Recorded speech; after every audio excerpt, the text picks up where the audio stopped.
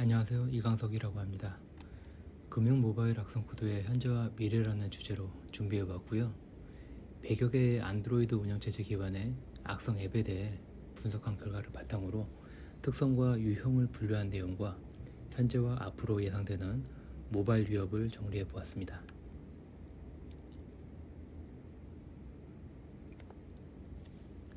먼저 국내 최초의 금융 모바일 악성 코드는 2010년도에 발견된 윈도우즈 C 운영체제 기반의 터미널 다이얼 악성 코드입니다.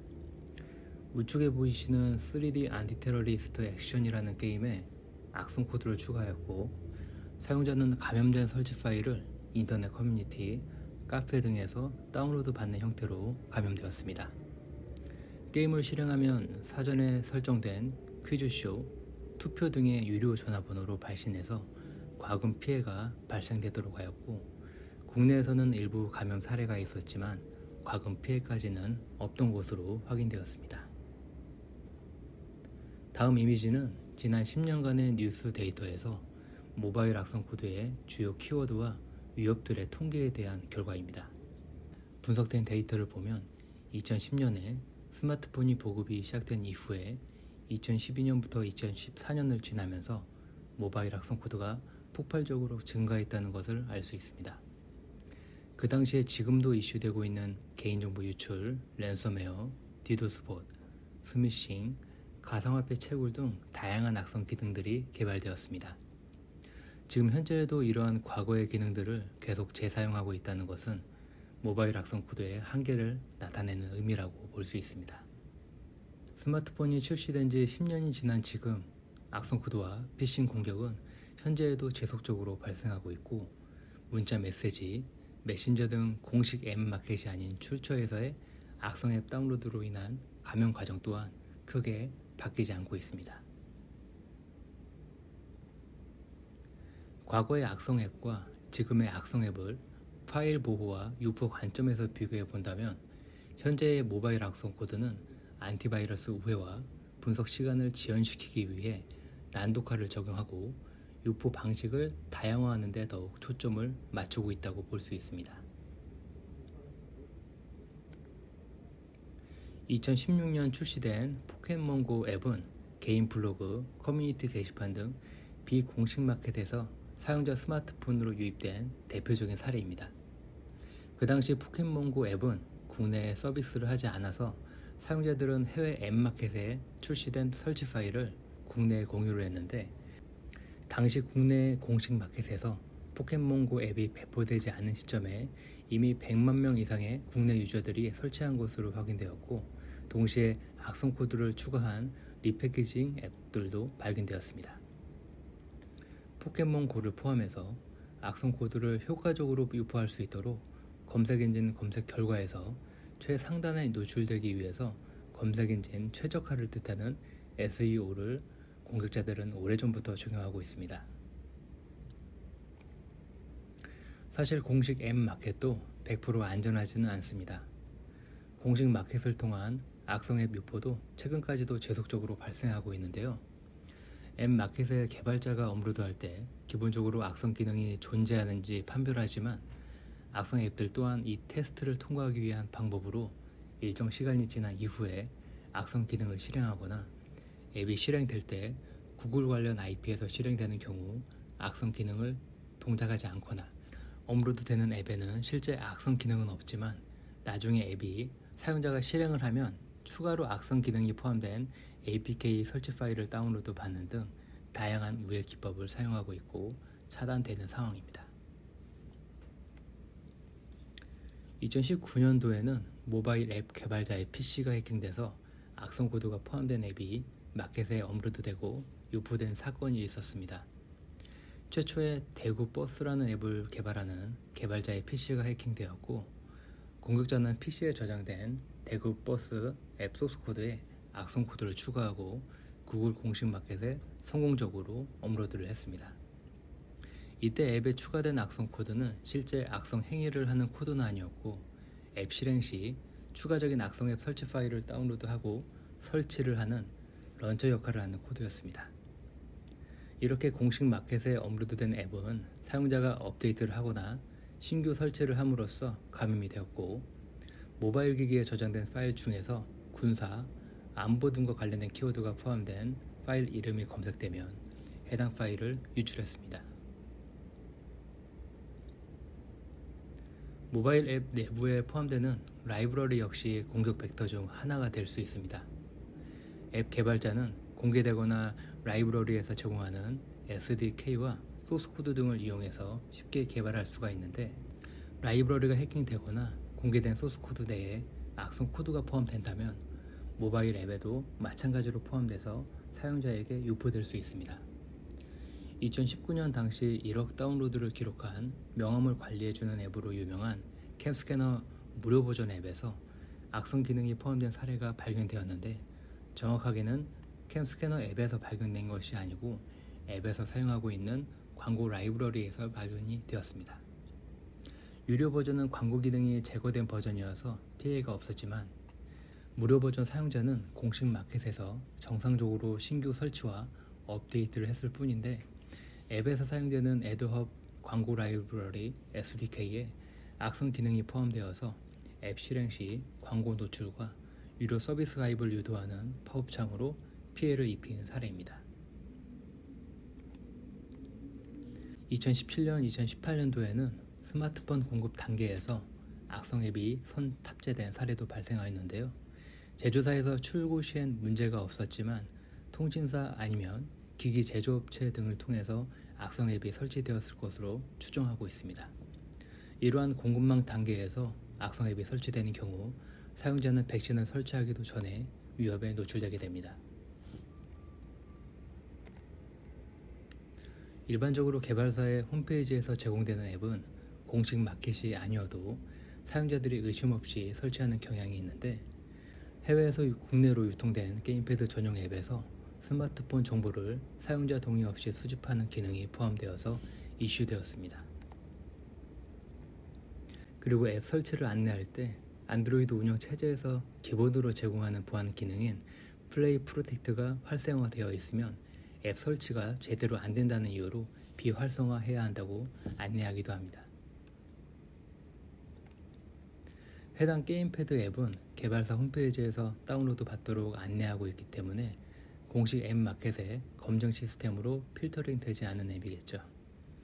게임패드 앱을 실행하면 스마트폰 브랜드, 모델, 맥 주소, IMEI 등의 기기 정보와 스마트폰의 위치 정보, 실행 중인 앱 등의 정보들을 외부 서버로 전송하는 기능이 확인되었습니다. 보안이 취약한 공유기를 해킹해서 사용자의 스마트폰을 악성 페이지로 리다이렉트 시키는 DNS 파밍 공격은 국내에서도 지금까지 지속적으로 발생해왔습니다. 대표적으로 관리자 계정을 유추할 수 있다거나 공유기 자체 취약점이 있을 경우에 관리자 권한을 획득해서 DNS 서버 IP를 공격자의 DNS 서버 IP로 변조하는 공격이 많이 발생되었죠. 2018년 4월에 발견된 로밍 멘티스 악성 앱이 보안이 취약한 인터넷 공유기 해킹을 통해서 국내를 포함한 아시아 국가에 유포되었고, 사용자는 정상적인 도메인 주소를 입력하더라도 리다이렉트된 도메인에서 악성 앱 다운로드 창이 팝업되고 다운로드와 설치를 통해 추가적인 악성 코드에 감염되었습니다. 2018년에 발견된 악성 코드는 PC를 경유해서 스마트폰에 악성 코드를 설치했던 사례인데요. 안드로이드에서 개발 목적으로 USB와 원격 디버깅을 위해 ADB 데몬을 활성화시킨 경우 로컬에 5555번 포트가 오픈되는데, 악성 코드는 이 포트가 오픈되어 있는지 확인을 하고 PC에 설치된 ADB 도구를 이용해서 안드로이드 기기가 PC에 연결되거나 원격으로 연동 중인 상태인 경우에 안드로이드 기기에 접속을 해서 악성 코드를 설치해서 감염시키는 경우도 발견되었습니다. 금융 모바일 악성 코드 특성에서는 기본 구조와 실행 흐름에 대해서 알아보겠습니다. 금융 악성 앱은 개인정보와 금융정보 탈취를 목적으로 개발되었고, 주로 모바일 기기에 저장된 개인정보를 탈취하거나 피싱 페이지를 통해 입력을 유도해서 금융정보를 탈취하고, 이를 보이스피싱 범죄에 활용해서 금융 소비자의 금전을 편취하고 있습니다. 이러한 공격들이 가능하려면 몇 가지 환경적인 조건들이 있는데요. 백그라운드에서 실행되는 서비스, 현재 실행 중인 앱 정보 확인, 앱 화면 위에 오버레이 화면을 보여주기, 악성 행위를 가능하게 하는 권한과 API 지원. 이런 기능들을 모바일 운영 체제에서 제공해야 악성 코드가 실행될 수 있고 감염과 전파를 할 수 있게 됩니다. 그래서 첫 번째, 백그라운드에서 실행되는 서비스는 사용자 눈에는 보이지 않지만 악성 코드에 감염되면 24시간 계속 실행된 상태에서 사용자의 정보를 주기적으로 탈취할 수 있게 됩니다. 두 번째, 현재 실행 중인 앱 정보 확인은 백그라운드에서 실행되는 악성 앱이 사용자가 실행하는 은행이나 카드 등의 특정 앱을 실행했는지 탐지를 할 수 있고요. 세 번째, 앱 화면 위에 오버레이 화면 출력은 이렇게 탐지된 정상 앱 화면 위에 피싱 페이지를 띄움으로써 사용자의 개인이나 금융 데이터 입력을 탈취하게 되는 것이고, 네 번째, 개인 및 시스템 설정 관련 권한과 API 지원. 이렇게 첫 번째, 두 번째, 세 번째 이렇게 관련돼서 사용자의 개인정보 데이터와 시스템에 접근하기 위해 운영체제에서 권한과 API를 지원해 줘야 됩니다. 이런 조건들은 안드로이드 운영체제에서 지원을 하기 때문에 현재 발견되는 대부분의 모바일 악성 코드는 안드로이드 환경에서 실행되고 있습니다. 악성 앱은 은행, 대출, 사회적인 이슈 등의 관심사를 이용해서 정상 앱의 이름과 아이콘으로 사칭해서 설치를 유도하고, 화면과 같이 악성 행위에 필요한 사용자의 개인 데이터에 접근하기 위한 권한들을 요청하는 공통적인 특징을 갖고 있습니다.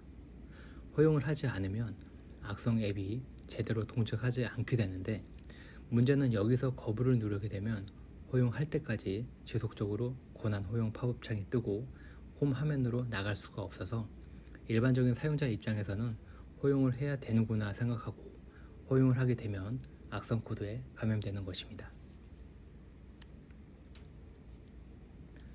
국내에서 발견되는 금융 악성 앱은 일반적으로 금융회사, 공공기관, 지인을 사칭하면서 문자 메시지, 메신저로 안드로이드 설치 파일인 APK 설치 파일 링크를 전달하거나, 사용자가 검색 엔진에서 대출이나 대출 앱으로 검색했을 경우에 공격자에 의해 사전에 해킹된 웹사이트, 블로그, 커뮤니티 등에 업로드한 악성 앱을 다운로드하는 경우에 감염되고 있습니다.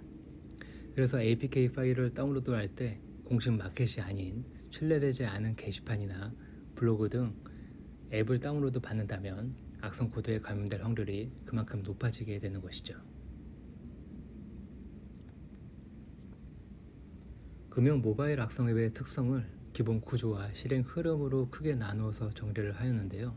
그 중에서 중요한 부분만 설명드리겠습니다. 악성 앱의 일반적인 실행 흐름을 보면, 처음 악성 앱이 설치되고 실행이 되면서 사용자에게 시스템 권한 허용을 요청하게 됩니다. 악성 앱이 제대로 동작하기 위해서는 사용자의 권한 허용이 선행되어야 한다고 이전에 말씀드렸는데요. 이후에는 화면에 실행 화면은 보이지 않지만 백그라운드에서 악성 앱을 실행시킴으로써 악성 행위들을 지속적으로 실행할 수 있게 됩니다. 구글의 플레이 프로텍트는 구글에서 지원하고 기본적으로 설치되어 있는 악성 앱 탐지 기능입니다. 구글 플레이 스토어를 통해 다운받거나 APK 파일을 직접 설치했을 때 설치된 앱들이 잠재적인 위험이 있는지 지속적으로 검사해서 악성 앱으로 의심되면 경고 메시지와 함께 제거하도록 안내해주는 보호 기능입니다. 그래서 악성 앱은 사용자가 허용한 접근성 권한을 악용해서 사용자 개입 없이 구글 플레이 프로텍트 기능을 비활성화할 수 있게 되는 것이죠. 이렇게 되면 구글의 플레이 프로텍트가 악성 앱을 탐지할 수 없게 되기 때문에 추가로 악성 앱을 다운로드하고 설치할 수 있게 됩니다. 일부 악성 앱은 악성 코드 분석을 위한 에뮬레이터와 분석 도구에서의 실행을 방지하기 위해서 실제와 같은 모바일 기기의 움직임을 모션 센서로 감지해서 일정 조건이 맞을 경우에만 동작을 하게 되는데, 이렇게 동작 분석이 되지 않도록 실행을 방지하는 경우도 있습니다. 그래서 악성 앱이 실행되는 환경이 실제 스마트폰인지 분석 환경인지 확인하기 위해서 모션 센서를 활용하기도 합니다. 움직임 임계값 이상이면 악성 앱을 실행하고 분석 환경 같은 모션 센서가 없거나 움직임이 없다면 동작을 하지 않는 것이죠.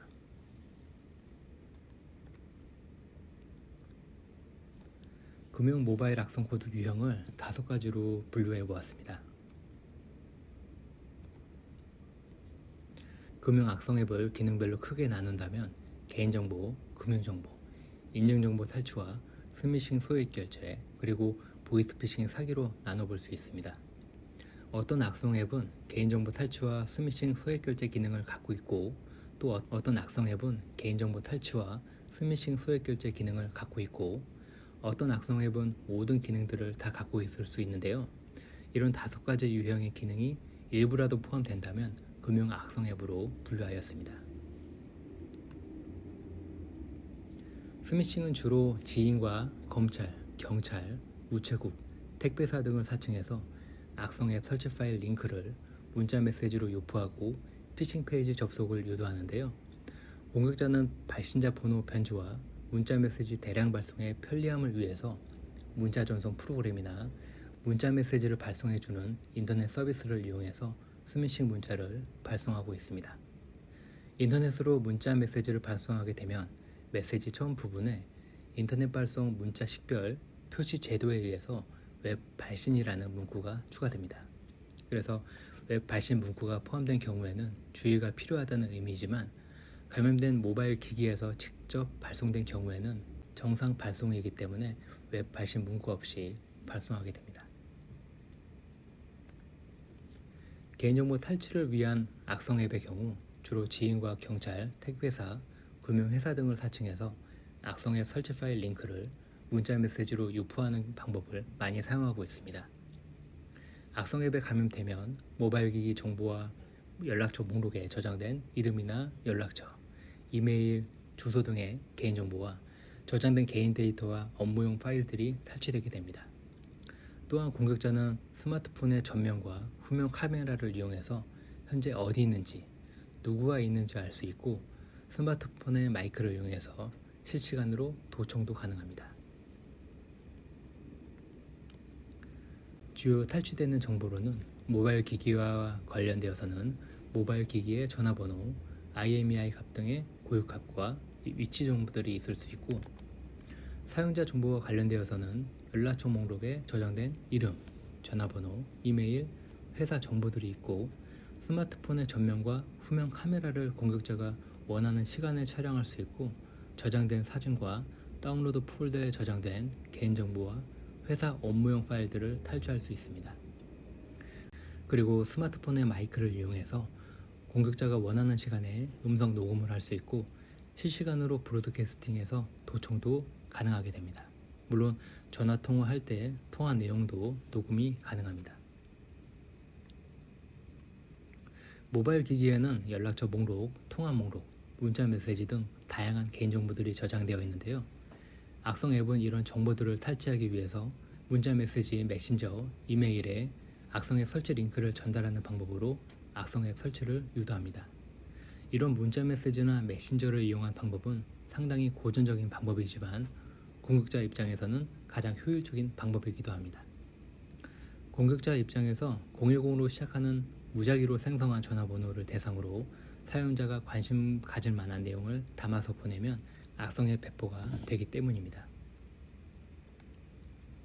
공격자는 감염된 스마트폰의 전면 및 후면 카메라로 현재 위치, 누구와 있는지 마이크를 통해 도청을 해서 어떤 대화들을 하는지 녹음된 통화 내역과 문자 메시지로 누구와 얘기하는지 알 수 있습니다.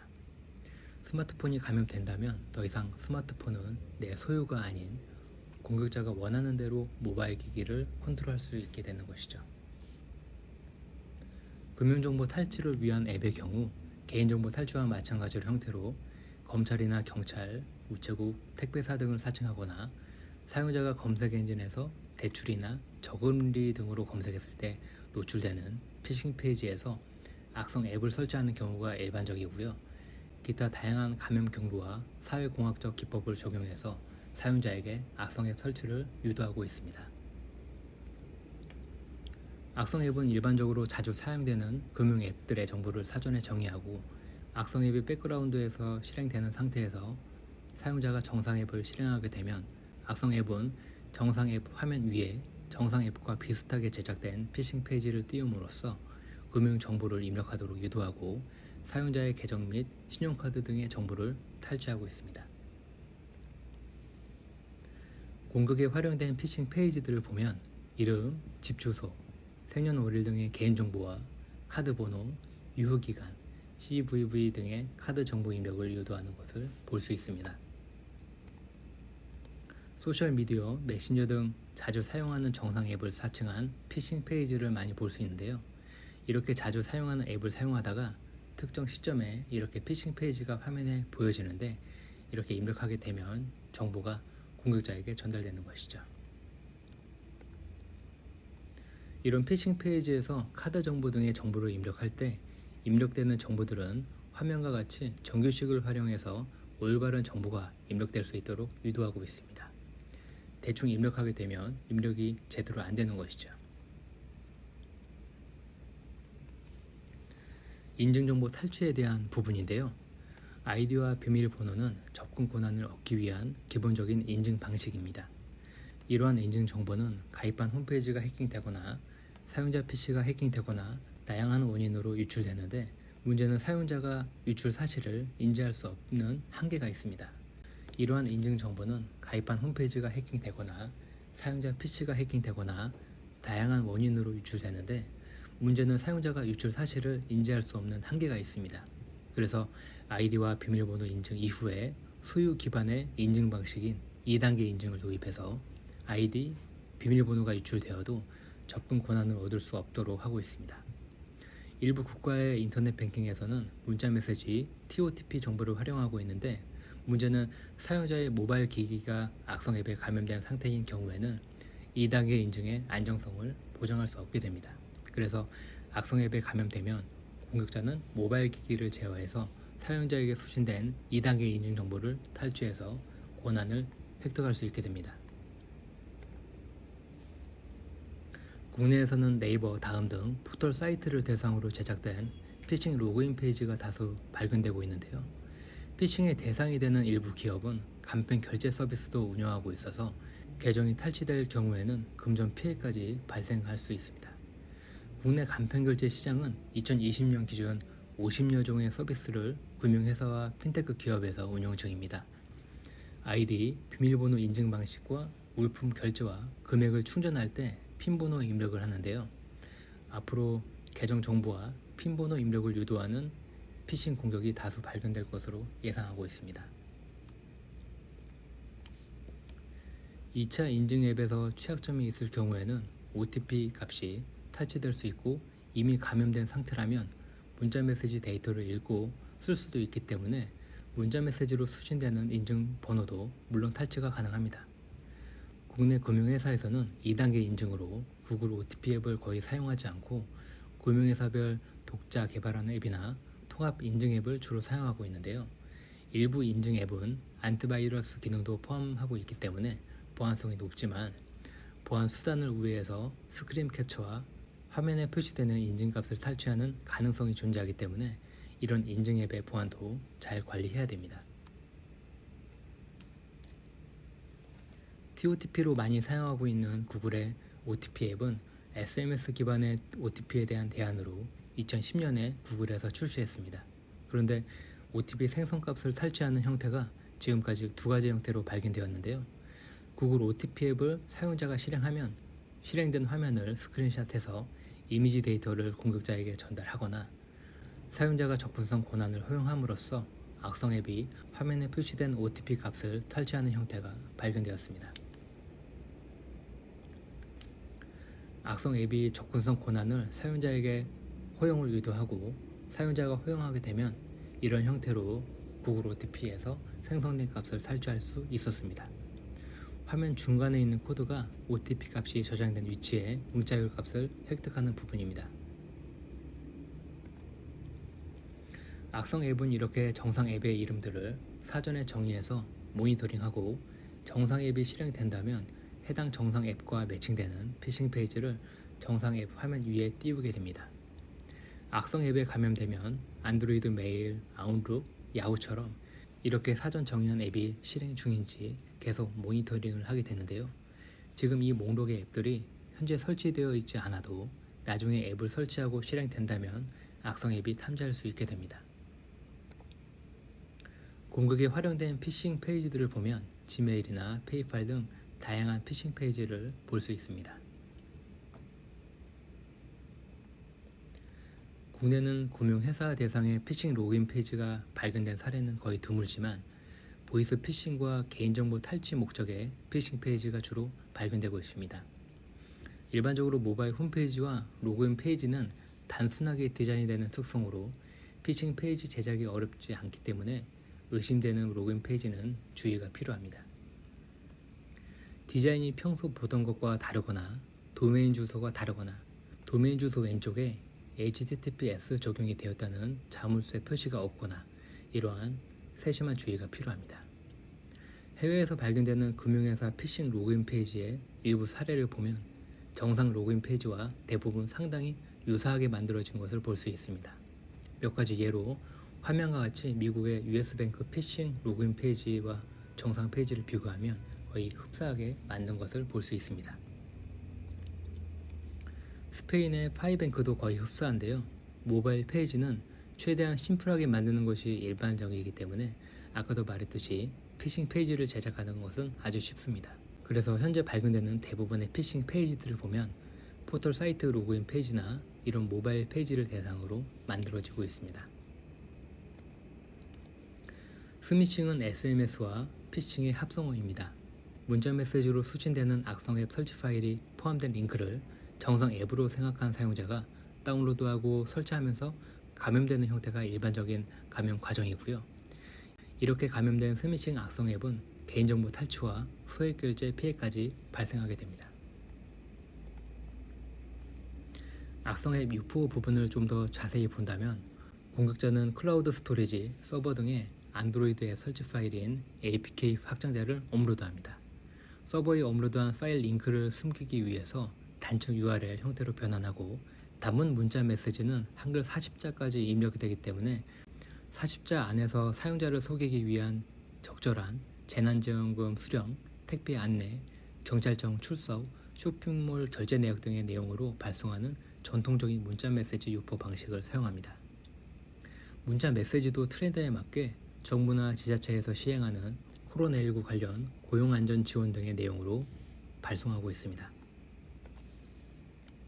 악성 앱은 감염된 모바일 기기에 저장된 문자 메시지 데이터와 가입한 통신사 그리고 휴대폰 번호 등의 개인정보를 탈취하면서 공격자는 탈취한 정보를 게임 머니, 상품권 등의 결제 과정에서 입력하고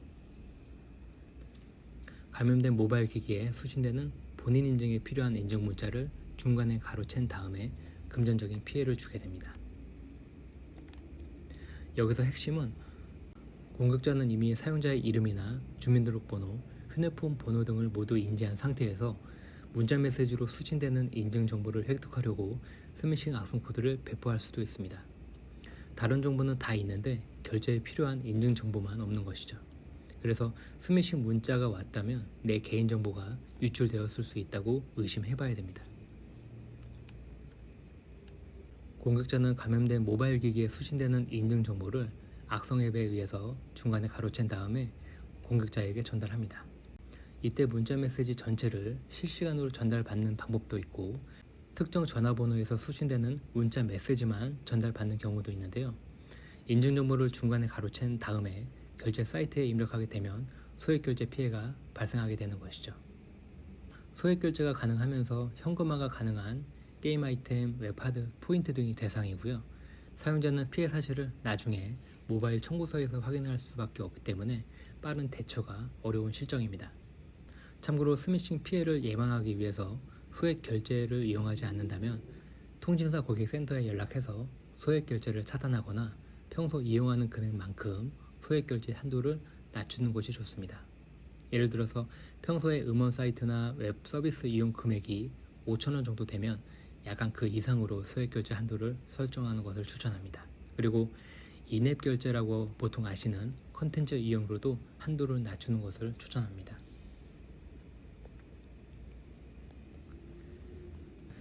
네, 최근에는 이런 형태도 발견되고 있는데요.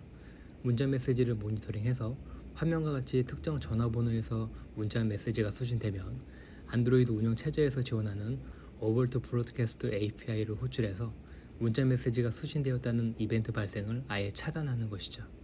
사용자 입장에서는 문자 메시지로 인증 문자나 결제 완료 문자를 받을 수가 아예 없기 때문에 인증과 결제 관련 문자 메시지가 수신된 사실도 모른 채 금전 피해가 발생되고 피해 사실은 나중에 청구서를 확인할 수밖에 없습니다. 보이스피싱은 음성과 개인정보와 낚시의 합성으로 전화나 문자 메시지, 메신저 등을 이용해서 금융회사, 공공기관 등을 사칭하고 개인정보 유출이나 범죄 사건에 연루되었다고 하거나 해외 결제, 고액 결제, 계좌 검증 등의 거짓말로 피해자에게 심리적으로 압박한 다음에 계좌 이체 및 상품권 등으로 금전을 편취하는 범죄입니다. 또한 단순히 피해자에게 전화해서 주민등록번호, 계좌번호 등의 정보를 요청하고 개인정보를 탈취하는 경우도 존재합니다. 사칭을 한 뒤에 단순히 주소나 주민등록번호 등의 개인정보를 얻거나 사용자에게 심리적으로 압박해서 금전을 편취하는 경우도 있습니다.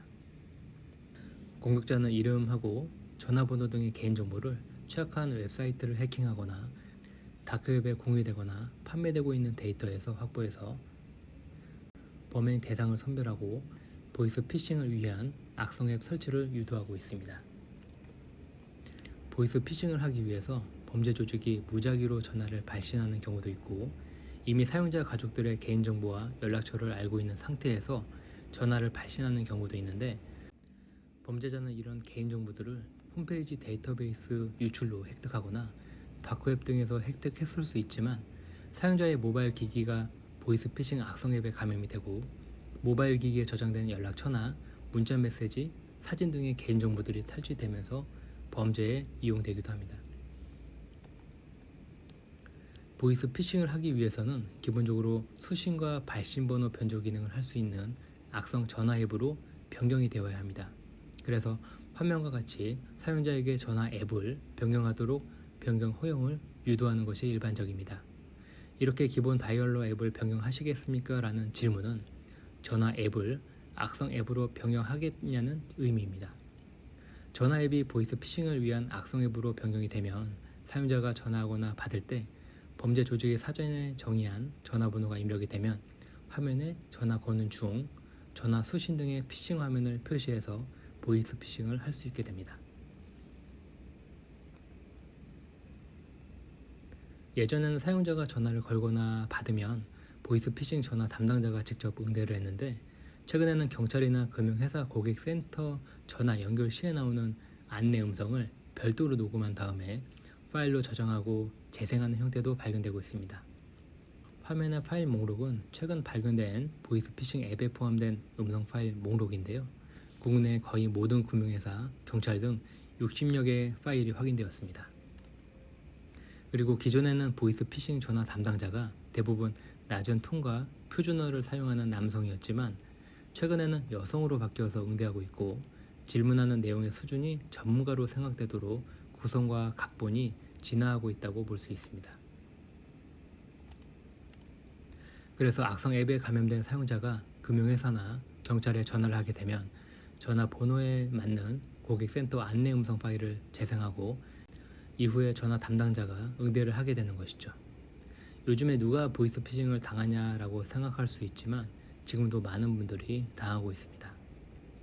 보이스피싱은 제가 볼 때 사회공학적 기법과 고도의 공격 기법이 어우러진 악성 코드의 최신 트렌드라고 생각합니다. 다음은 앞으로 예상되는 모바일 위협 전망인데요. 우선 앞으로의 모바일 공격 위협을 크게 개발자 PC와 사용자 모바일 기기 환경, 그리고 공격자 환경, 그리고 모바일 운영체제 환경 이렇게 세 가지 환경을 기준으로 앞으로의 모바일 악성 코드 공격을 연구해 보았습니다. 첫 번째로 개발자 PC와 사용자 모바일 기기 환경에 대해서 이전에 대구버스 앱 사건에 대해서 설명해 드렸는데요. 이와 같은 모바일 앱 개발자를 특정해서 APT 공격을 하는 사례가 앞으로도 많아질 것 같습니다. 계정 정보를 탈취하는 피싱 공격은 오래전부터 꾸준히 이어지고 있습니다.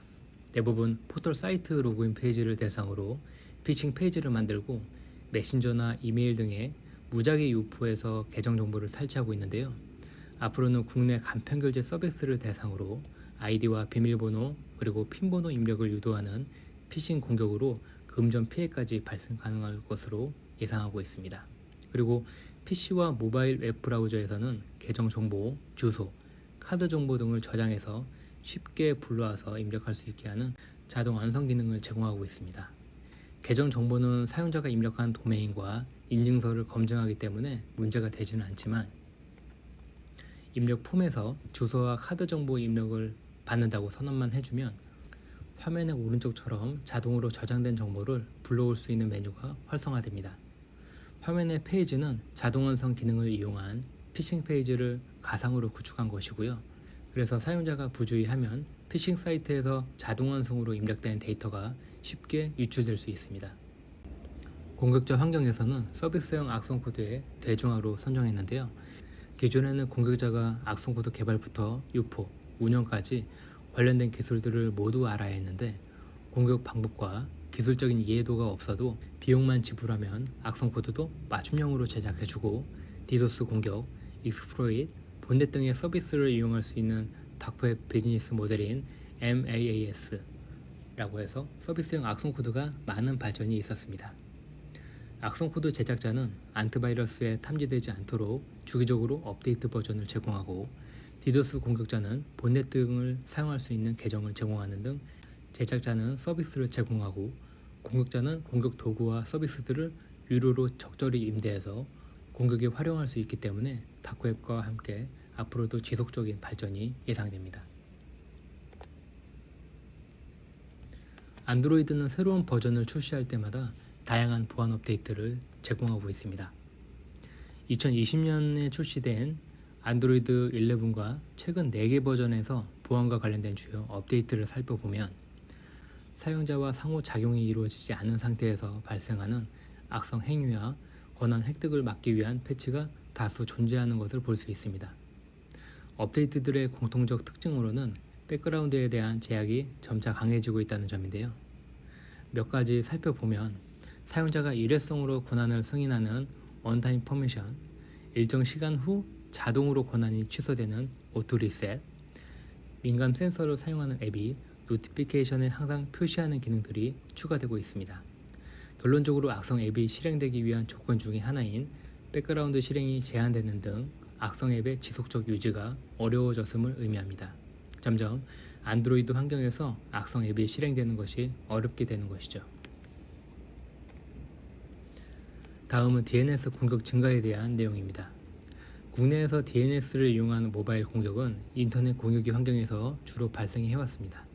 하지만 해외에서는 DNS를 이용한 공격 위협이 꾸준히 지적되고 있는 상황이고 안드로이드 운영 체제 또한 5 버전부터 프리베이트 DNS 기능을 도입해서 제3자가 인터넷 트래픽을 도청하는 것을 방지하는 등 DNS 보안을 강화하고 있습니다.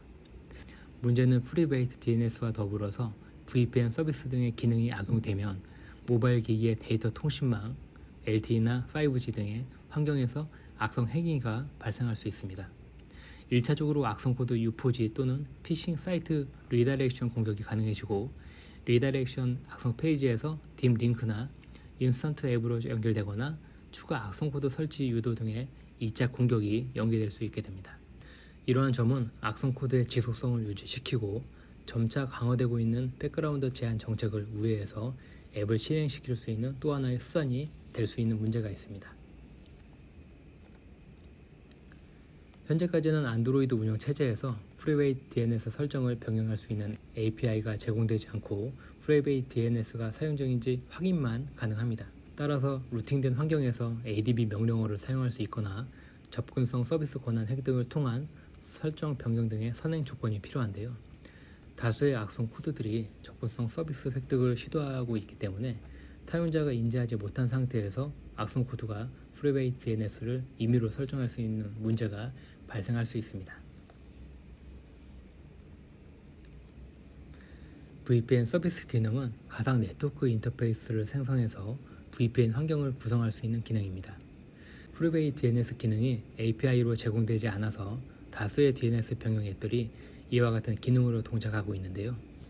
기능의 특성상 네트워크 트래픽에 접근이 가능하기 때문에 DNS 서버를 공격자의 서버 IP로 설정하거나 이메일 페이지로 리다이렉션 시킬 수 있는 문제가 발생할 수 있습니다. 노티피케이션은 지금까지 광고를 푸시하거나 안티바이러스 앱의 경고를 제거하는 등의 부가적인 공격 수단으로 사용되었습니다. 노티피케이션이 없어도 화면 오버레이 공격이나 백그라운드 서비스를 유지할 수 있는 여러 방법들이 존재했기 때문에 노티피케이션은 공격자가 크게 주목하지 않았습니다. 그런데 악성 앱이 백그라운드 서비스 유지가 어려운 안드로이드 10이나 11의 점유율이 올라갈수록 사용자 상호 작용이나 노티피케이션이 없이는 백그라운드 서비스를 유지할 수 있는 방법이 점차 어려워지고 있어서 이를 대체하는 기능이 도입되지 않는 이상 앞으로 노티피케이션을 활용한 포그라운드 서비스 형태의 악성 앱이 증가할 것 같습니다. 앞서 설명한 보이스피싱, 스미싱, 랜섬웨어, 모바일 악성 코드와 메신저 및 웹사이트 피싱은 문자 메시지와 메신저 그리고 이메일 등의 전파 수단이 없어지지 않는 이상 앞으로도 꾸준히 발생할 수 있는 기본 위협이라고 볼 수 있습니다. 계정 정보는 피싱이나 기타 관리 부주의로 유출되는 경우가 많은데요. 공격자는 계정 정보를 이용해서 이메일이나 클라우드, 금융회사, 웹사이트 등의 로그인을 시도하는 크레덴셜 스토핑 공격 과정을 수행하게 됩니다. 유출된 로그인 계정과 동일하게 사용하는 웹사이트가 있다면 이메일의 수신이나 발신 내역 그리고 첨부 파일 그리고 가입한 카페의 권한을 통한 사기, 피싱, 클라우드에 저장된 개인이나 기업의 중요 데이터 그리고 금융회사 계좌의 잔고 확인 등의 2차 피해가 발생할 수 있게 되는 것이죠. 이런 모바일 악성 코드와 피싱 공격들은 사회적인 이슈와 금융회사 신규 서비스, 기념일 등의 날짜 등을 고려하게 되는데요. 정부의 재난지원금 지급, 금융회사의 신규 상품 출시, 코로나19 백신 접종 등의 시기와 설날, 추석, 연말 등의 날짜에 맞춰 악성 앱을 전파하고 피싱 공격을 하게 됩니다. 또한 정치적인 이슈로 2022년 대통령 선거 그리고 지방 선거를 주제로 PC와 모바일 기기를 대상으로 APT 공격 그리고 악성 코드, 피싱 공격이 증가할 것으로 예상하고 있습니다. 그리고 나중에 코로나19 상황이 많이 좋아지거나 종식이 된다면 이에 맞춰 다양한 문화나 행사, 이벤트 등이 활발해지게 되는데 공격자도 이런 이슈들을 이용해서 악성 코드와 피싱 공격들이 증가할 것으로 예상하고 있습니다. 최근에는 음성 합성 기술인 딥보이스를 이용해서 기존 영상에 유명인사의 목소리를 악의적으로 합성한 영상물들이 발견되고 있습니다. 현재의 딥보이스 기술은 40분 정도의 음성 데이터만 있으면 딥러닝 기술과 결합해서 그 사람의 목소리를 바로 만들 수 있고 단순히 목소리를 복제하는 것만이 아니라 화가 나거나 짜증이 난 목소리 등의 감정 변화까지 만들 수 있다고 합니다. 화면의 앱은 리페이스라는 앱인데요. 얼굴 사진을 이용해서 영화 속 주인공으로 합성해주는 동영상 앱입니다. 딥페이크와 딥보이스를 이용한 앱과 서비스들이 많이 출시되고 있고 인기를 끌고 있는데요. 미래에는 메신저 피싱이 진화돼서 그럴듯한 메시지 내용만이 아닌 합성된 자녀와 지인의 영상과 음성으로 현금화가 가능한 문화상품권, 기프트카드 등 구입을 요청하거나 개인정보와 금융정보를 요구하며 정보를 탈취하는 공격이 예상됩니다. 정보를 탈취하는 악성 앱에는 스마트폰의 카메라를 이용해서 임의로 사진 촬영을 하거나 마이크를 이용해서 실시간으로 도청을 하거나 통화 녹음을 하는 등 스마트폰에 구현된 하드웨어를 제어해서 임의로 촬영 및 녹음할 수 있는 기능이 구현되어 있는데요. 이런 음성 합성 기술을 보이스 피싱에 적용된다면 어떻게 될까요? 보이스 피싱은 주로 경찰이나 검찰, 금융회사 등을 사칭하지만 앞으로는 악성 앱에 감염된 사용자의 영상과 목소리로 보이스 피싱이나 영상 통화 방식으로 개인정보와 금융정보를 탈취하거나 이전에 없던 새로운 금융사기 출현이 예상됩니다. 기술의 발전으로 공격자가 말하는 문장이나 텍스트 메시지를 실시간으로 상대방에게 전송하는 형태로 속도 또한 증가할 것으로 예상되고 있습니다. 모바일 기기에서 유출되는 개인정보와 금융정보는 과거보다 공격자가 접근할 수 있는 공격 범위가 넓어지기 때문에 정보의 가치가 점점 높아지고 있습니다. 모바일 기기의 주요 위협으로는 대표적으로 악성 코드와 피싱 공격이 있습니다. 스마트폰이 출시된 지 10년이 지난 현재까지도 동일하게 공격에 이용되고 있는데요. 문자 메시지나 메신저, 이메일 등의 전파 수단이 없어지지 않는 이상 모바일 악성 코드와 피싱은 앞으로도 꾸준히 발생하는 기본 위협이라고 생각됩니다. 여기까지 발표를 마치겠고요. 질문은 아래 댓글로 남겨주시면 답변 드리겠습니다. 감사합니다.